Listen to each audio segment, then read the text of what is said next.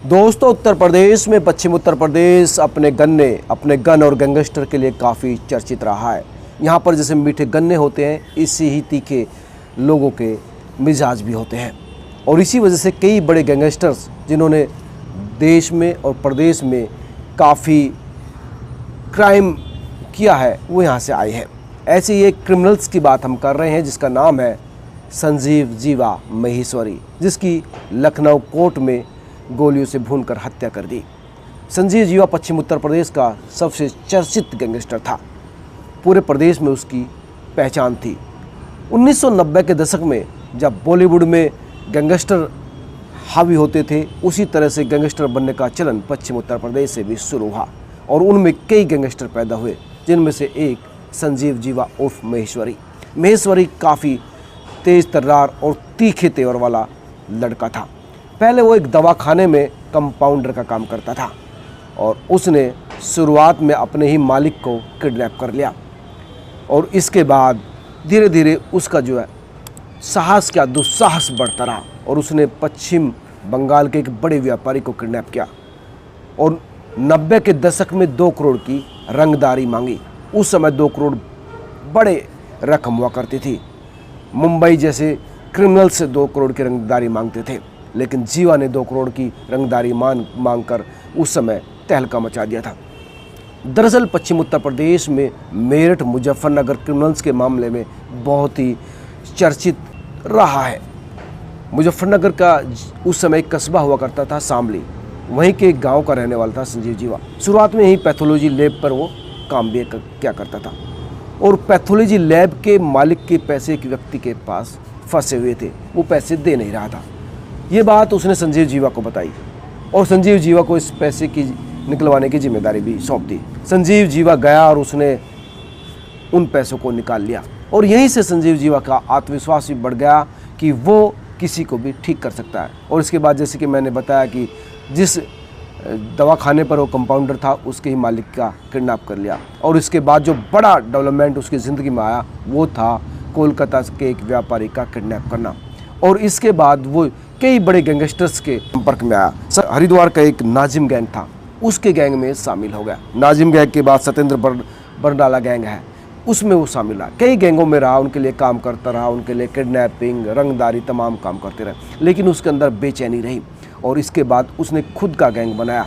लेकिन दोस्तों, संजीव जीवा महेश्वरी को सबसे ज़्यादा चर्चा में लाया उसका वो दुस्साहस जिसने उसे बड़ा गैंगस्टर बना दिया। दरअसल 10 फरवरी 1997 में बीजेपी के पूर्व कैबिनेट मंत्री ब्रह्मानंद द्विवेदी की हत्या कर दी गई और इसी हत्याकांड के बाद वो चर्चित हो गया। हालांकि इसी हत्याकांड में उसको उम्र कैद भी मिला और इसी हत्याकांड के बाद वो मुन्ना बजरंगी के साथ संपर्क में आया। मुन्ना बजरंगी मुख्तार अंसारी का खास आदमी था और यहीं से फिर वो बड़े कारनामे करने लगा। दोनों पश्चिम उत्तर प्रदेश और उत्तराखंड में मिलकर प्रॉपर्टी पर कब्जा रंगदारी करने लगे। मुजफ्फरनगर के एक बड़े क्रिमिनल का नाम है सुनील मूच, उसके साथ इनकी इन प्रॉपर्टी को लेकर काफ़ी झगड़ा भी हुआ, गैंगवार भी हुई, कई लोगों की हत्या भी हुई। गौरतलब है कि 2018 में मुन्ना बजरंगी की बागपत जेल में हत्या कर दी गई। दरअसल मुख्तार अंसारी का भी वो खास इसलिए बना क्योंकि मुख्तार अंसारी को बड़े और आधुनिक हथियार रखने का, चलाने का शौक़ था और ये संजीव जीवा कहीं से ना कहीं से तिगड़म से, जुगाड़ से बड़े बड़े हथियार ले आता था और इसी वजह से वो मुख्तार अंसारी का काफ़ी खास बन गया। और 2005 में कृष्णन हत्याकांड में भी इसका नाम आया था, जिसमें 6 लोगों की हत्या कर दी गई थी, जिसमें अभी मुख्तार अंसारी को दोषी करार दिया गया था। हालांकि इस मामले में ये छूट गया था, लेकिन ब्रह्मानंद हत्या मामले में इसको उम्र कैद की सज़ा दी गई थी। इसके ऊपर 27 से ज़्यादा मुकदमे दर्ज थे, जिसमें से काफ़ी में छूट गया था और अब ये जेल में रहकर ही अपना गैंग चला रहा था। बागपत जिले का एक कस्बा है दोगट, वहाँ का रहने वाला है अनुज। वो बाहर रहकर ही संजीव जीवा के काम करता था, प्रॉपर्टी पे कब्जा करना, किसी से रंगदारी लेना, ये सब काम जो पुलिस सोर्स कह रहे हैं कि अनुज के थ्रू संजीव जीवा करवाता था। इसकी पत्नी भी इस समय राजनीति में सक्रिय है। 2017 के विधानसभा चुनाव में पायल, जो पत्नी है संजीव जीवा की, उसने चुनाव लड़ा था राष्ट्रीय लोकदल से। हालांकि वो जीत नहीं पाई थी, हार गई थी, 5वें नंबर पर रही थी और 2022 के चुनाव में भी पायल ने काफ़ी कोशिश की थी इलेक्शन लड़ने की, लेकिन वो नहीं लड़ी। उसने पोस्टर बैनर पूरी तैयारी कर रखी थी। राजनीति में भी सक्रिय था परिवार। मोबाइल टावर्स के कई बड़े ठेके मुजफ्फरनगर और सहारनपुर में संजीव जीवा के परिवार के पास है।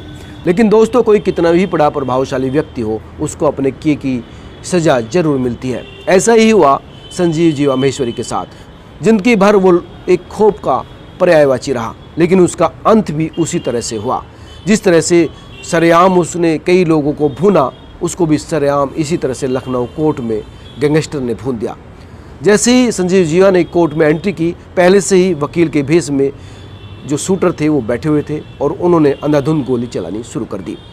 जैसी ही गोली चली, पुलिस वाले भाग गए। हालांकि वकीलों ने काफ़ी साहस दिखाया और एक शूटर जिसका नाम विजय यादव है, 19 साल के इस लड़के को वकीलों ने पकड़ लिया। पहले तो इसकी पिटाई की और बाद में पुलिस को सौंप दिया। अब पुलिस इससे पूछताछ कर रही है और ये पता लगाने की कोशिश कर रही है कि आखिर इस हत्याकांड के पीछे मकसद क्या था, कौन लोग थे जिन्होंने संजीव जीवा महेश्वरी की हत्या की है।